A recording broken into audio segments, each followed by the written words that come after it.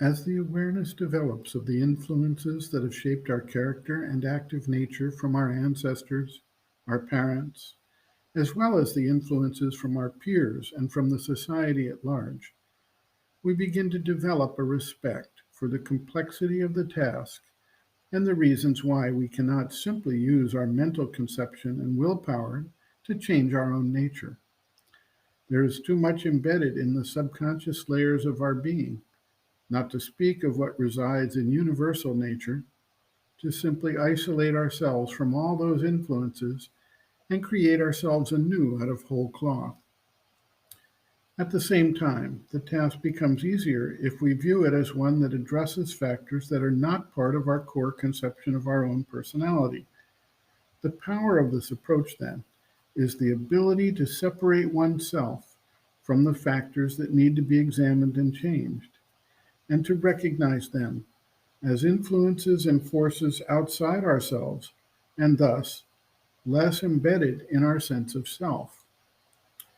As we sift through these influences, we begin to recognize patterns that can be modified, adjusted, or simply removed as no longer relevant in the present day. Atavistic formations can be dispensed with. One simply can ask oneself, why must this be done just because my parents or grandparents or more ancient ancestors did it this way? We actually see this example working out today in various ways. It is a known fact that children who were subjected to corporal punishment by their parents tend to exact similar corporal punishment on their own children. That is the way it was done to me, and it worked, so I should do it to them. Yet we see here and there parents awakening to the harm that corporal punishment can do to the children and finding another way to address the education and development of the child without resorting to physical violence.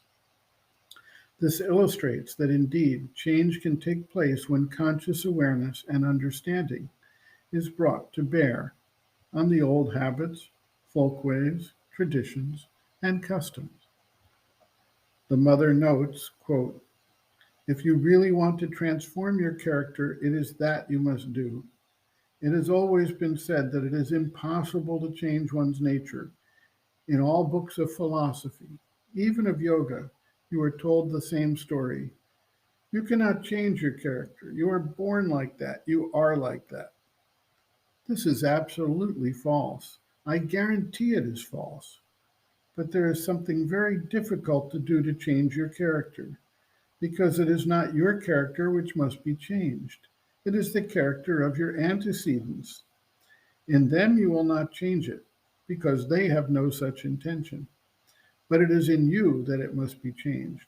It is what they have given you, all the little gifts made to you at your birth, nice gifts, and it is this which must be changed. But if you succeed in getting hold of the thread of these things, the true thread, since you have worked upon this with perseverance and sincerity, one fine morning you will be free. All this will fall off from you, and you will be able to get a start in life without any burden. Then you will be a new man, living a new life, almost with a new nature. And if you look back, you will say, it is not possible. I was never like that. End quote.